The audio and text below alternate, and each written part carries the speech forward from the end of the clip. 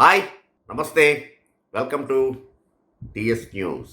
కీలకమైనటువంటి match, orange army ఎదురు చూస్తున్నటువంటి మ్యాచ్. తలైవా యా our own cool captain Dhoni ఆడుతున్నటువంటి చెన్నై సూపర్ కింగ్స్ తోటి ఈ రోజున హైదరాబాద్ రాజీవ్ గాంధీ ఇంటర్నేషనల్ స్టేడియంలో తలపడబోతోంది. 17th ఎడిషన్ ఐపీఎల్ కీలకమైనటువంటి మ్యాచ్. అటు సన్ రైజర్స్ ప్రస్థానాన్ని గమనించినట్లయితే కనుక ఇంత మటుకు 3 మ్యాచ్లు ఆడి 1 విజయం 2 పరాజయాలతోటి కొనసాగుతూ ఉంటే, చెన్నై కూడా అన్నే మ్యాచ్లు ఆడి అనూహ్యంగా ఢిల్లీ చేతిలో ఓటమి పాలై ప్రస్తుతం హైదరాబాదులో అడుగుపెట్టింది. సో 2 టీములకి ఈ విజయం చాలా కీలకం. ప్రస్తుతానికైతే 3rd ప్లేస్లో ఉంది చెన్నై. సో ఈ మ్యాచ్లో విజయాన్ని సాధించి పాయింట్ల పట్టికలో తన స్థానాన్ని సుస్థిరం చేసుకోవాలని చూస్తూ ఉంటే, మరొక వైపు 6th ప్లేస్లో ఉన్నటువంటి కేవలం 2 పాయింట్స్ తోటి better run rate of course.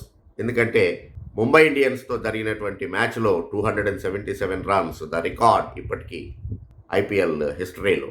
దాంతో ఆ మ్యాచ్ ద్వారా ఉన్నటువంటి ఎన్ఆర్ఆర్ని బేస్ చేసుకొని ప్రస్తుతం పర్వాలేదు, బట్ ఈ విజయంతో తన యొక్క ప్లేస్ని 4th ప్లేస్లోకి టాప్ 4లోకి తీసుకెళ్లే అవకాశం ఉంటుంది ఎస్ఆర్హెచ్కి. సో 2 టీములకి చాలా కీలకమైనటువంటి మ్యాచ్ ఇది. సో హోమ్ గ్రౌండ్లో ఆడుతున్నటువంటి హైదరాబాద్ ఖచ్చితంగానే చెన్నై మీద ఆధిపత్యాన్ని చెలాయిస్తుంది అని చెప్పేసి అని భావించవచ్చు. ద ఫ్లాటర్ వికెట్ అదే లభించేటువంటి అవకాశం కూడా కనబడుతుంది. ఎందుకంటే Uppal stadium is always being a batter friendly. So బౌలర్లు ఖచ్చితంగా చెమటోడ్చాల్సినటువంటిదే. బట్ ఆఫ్ కోర్స్ అనూహ్యంగా అల్జరీ జోసఫ్ ఇదే వికెట్ మీద 6 వికెట్స్ కేవలం 12 రన్స్ మాత్రమే ఇచ్చి, so it's a surprise. 4 overs 12 runs 6 wickets Alzarri Joseph. ఆ తర్వాత జోసఫ్ ఆ రకమైనటువంటి ప్రదర్శన చేయలేకపోయినా ఆ మ్యాచ్లో మాత్రం ఖచ్చితంగా ఎస్ఆర్హెచ్కి వణుకు పుట్టించాడు. సో అలాంటి ఒక ఎక్స్ట్రాడినరీ స్పెల్ ఏదైనా బౌలర్ వేస్తే తప్ప బ్యాటింగ్ యూనిట్ అంతా కూడా పండగ చేసుకునే అవకాశం ఉంటుంది ఇలాంటి వికెట్ మీద. అందులోనూ SRH on top. Yes, Phil salt ఒక చక్కటి ఫైండ్ అని చెప్పుకోవచ్చు ఎస్ఆర్హెచ్కి. ఎందుకంటే జేసన్ రాయ్ మొట్టమొదట ఎస్ఆర్హెచ్ అతన్ని కొనుక్కుంది 3 కోట్లు పెట్టి, బట్ ఎందుకో వ్యక్తిగత కారణాలు అని చెప్పేసి జేసన్ రాయ్ టీంకి అందుబాటులో ఉండట్లేదు. చాలామంది ఇంగ్లీష్ ప్లేయర్స్ని ఆ రకంగానే చూసాం మనం. వాళ్ళు టీములు కొనుక్కోవటం, ఆ తర్వాత వ్యక్తిగత కారణాలను చూపించేసి జట్లో కలవకపోవటం, దాంతో ఈవెన్ ఎస్ఆర్హెచ్ మేనేజ్మెంటే కాదు మిగిలినటువంటి ఫ్రాంచైజీలు కూడా, for that matter Ben Stokes లాంటి వాళ్ళు కావచ్చు. సో బీసీసీఐకి కంప్లైంట్ చేయడం కూడా చూసాం మనం. ఇట్లాంటి ఇదైతే కనుక మా గేమ్ ప్లాన్ దెబ్బతింటుంది అని. సో ఏదైనా సరే ఒక రకంగా అది ఎస్ఆర్హెచ్కి మంచిదైంది. Phil Salt same English batsmen, wicket keeper, opening batter replacement ఖచ్చితంగా దొరికింది. కాకపోతే ఎస్ఆర్హెచ్కు ఉన్నటువంటి వర్రీడ్ ఫ్యాక్టర్ ఏంటి అంటే మయాంక్ అగర్వాల్ ఎందుకో ఇంకా తన యొక్క ఆ రిథమ్ని, ఆ ఫామ్ని అందుకోలేదు. కీలకమైనటువంటి ఒక 15-16 రన్స్ అంటే ఒక 20 రన్స్ దాకా క్విక్ ఫైర్ చేయగలుగుతూ ఉన్నాడు. కానీ ఆ లభించినటువంటి ప్రారంభాన్ని కన్సాలిడేట్ చేసుకొని మరింత పెద్ద ఇన్నింగ్స్ ఆడలేకపోతూ ఉన్నాడు. Even for that matter Phil Salt కూడా క్విక్ ఫైరే ఉంటుంది, కానీ ఇంకా పెద్ద స్కోరు చేయాల్సినటువంటి అవసరం ఉంది. దాంతో పవర్ ప్లేని చక్కగా నెగోషియేట్ చేయగలిగేటువంటి అవకాశం లభిస్తుంది. బట్ అదే ముంబై ఇండియన్స్ మీద అద్భుతమైనటువంటి పవర్ ప్లే, ఏకంగా పవర్ ప్లేలోనే 70 రన్స్ అంటే yeah what a beginning. So కాబట్టి అలాంటిది ఎస్ఆర్హెచ్ ఎక్స్పెక్ట్ చేస్తూ ఉంటుంది. బౌలర్స్లో ఎస్ఆర్హెచ్కి సంబంధించి భువనేశ్వర్ కుమార్, భువీని అటు 11లో తీసుకోకుండా ఉండలేరు. ఎందుకంటే భువీకి ఉన్నటువంటి ఎక్స్పీరియన్స్, బట్ వికెట్ని తీయలేకపోతూ ఉన్నాడు. అది కొంచెం చూడాల్సినటువంటిది. అలాగనే కొత్త కెప్టెన్ ప్యాట్ కమిన్స్ వికెట్లని తీసినా కూడా అవసరమైనటువంటి సమయంలో బ్రేక్ త్రూని సాధించలేకపోతున్నాడు.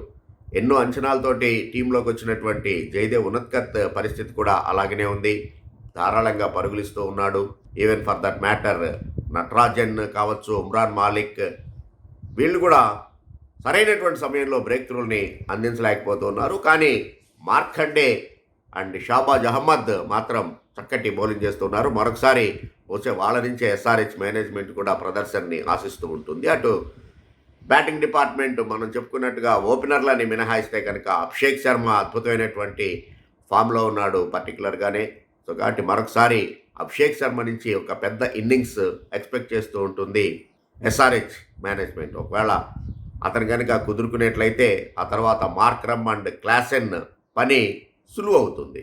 దాంతో ప్రత్యర్థి ముందు ఒక పెద్ద స్కోర్ పెట్టేటువంటి అవకాశం ఉంటుంది. మరొకవైపు సిఎస్కే విషయంలో కూడా సచిన్ రవీంద్ర మొదటి మ్యాచ్ ఆకట్టుకున్నాడు, రెండో మ్యాచ్ కూడా సోసో అనిపించాడు. బట్ ఆ తర్వాత ఎందుకు ఆ రిథమ్ కోల్పోయాడు. పర్టికులర్గా ఢిల్లీతో జరిగినటువంటి మ్యాచ్లో 12 బాల్స్ ఆడి 2 రన్స్ చేయటం అనేటువంటిదే చెన్నై ఓటమికి బాటలు పడ్డాయి అని చెప్పేసి అని భావించవచ్చు అక్కడే. అందుకని ఖచ్చితంగా సచిన్ రవీంద్ర కొంచెం తన యొక్క స్టాండ్స్ని అడ్జస్ట్ చేసుకుంటూ భారీ ఇన్నింగ్స్ ఆడాల్సినటువంటి అవసరం ఉంది. ఆ తర్వాత కెప్టెన్ రుతురాజ్ గైక్వాడ్ కూడా బాధ్యతగా ఆడాలి. మొదటి అటు ఢిల్లీతో జరిగినటువంటి మ్యాచ్లో ఖలీల్ అహ్మద్ వేసినటువంటి అవుట్ స్వింగర్కి ఇన్సైడ్ ఎడ్జ్ తోటి అవుట్ అయ్యాడు. సో కొంచెం అతను కూడా బాధ్యతగా ఆడాల్సినటువంటి అవసరం ఉంది. కానీ ఢిల్లీతో జరిగిన మ్యాచ్లో ఎంఎస్డి 16 బాల్స్లో 37 రన్స్ నాట్అవుట్ సాధించడంతో బహుశా ఈసారి సిఎస్కే మేనేజ్మెంట్ కూడా అటు జడేజా కన్నా ముందు అబ్ ద ఆర్డర్ ధోనీని బ్యాటింగ్కి పంపించే అవకాశం ఉంది. ఒకవేళ అదే కనుక జరిగేట్లయితే అటు డబుల్ బెనిఫిట్. ప్రేక్షకులు ధోని బ్యాటింగ్ చూడాలి అని చూస్తూ ఉంటారు, ఆ కోరిక నెరవేరుతుంది. అలాగనే చెన్నైకి ఒక భారీ స్కోరు లభించేటువంటి అవకాశం కూడా ఉంది. ఏకంగా ఢిల్లీతో జరిగిన మ్యాచ్లో వైజాగ్లో ధోని తను ఎదుర్కొన్నటువంటి ఫస్ట్ బాల్ని స్క్వేర్ లెగ్ మీదుగా పుల్ చేస్తూ బౌండరీ సాధిస్తే స్టేడియం మొత్తం 2.3 GB సౌండ్ క్రియేట్ అయింది. అంటే ధోని ఫ్యాన్ బేస్ ఎంత ఉంది అనేటువంటిది అర్థమవుతుంది. సో ఆ రకమైనటువంటిది జరగాల్సినటువంటి అవసరం ఉంది. ఆ తర్వాత పతిరాణా 3 వికెట్స్ తీసుకున్న లాస్ట్ మ్యాచ్లో ధారాళంగా పరుగులిస్తూ ఉండటం అనేటువంటిది. జడేజా కూడా 1-2 వికెట్స్ తీస్తున్నాడు, కానీ పరుగుల్ని ఆపలేకపోతూ ఉన్నాడు. సో కాబట్టి ఈ రకంగా సీనియర్ బౌలర్లు రన్స్ని కంటైన్ చేస్తూ వికెట్స్ తీయాల్సినటువంటి అవసరం ఉంది. ఓవరాల్గా చూస్తే కనుక ఇంత మటుకు 19 టైమ్స్ ఈ రెండు టీంలు ఫేస్ టు ఫేస్ తలబడితే ఏకంగా 14 టైమ్స్ చెన్నై గెలిచింది, 5 టైమ్స్ మాత్రమే ఎస్ఆర్హెచ్ విజయాన్ని నమోదు చేసుకుంది. సో కాబట్టి సొంత మైదానంలో ఆ ట్రాక్ రికార్డ్ని మెరుగుపరుచుకోవాలి అని చెప్పేసి అని ఎస్ఆర్హెచ్ చూస్తూ ఉంటే తన ఆధిపత్యాన్ని ఇలాగే కొనసాగించాలి అని సిఎస్కే భావిస్తూ ఉంటుంది.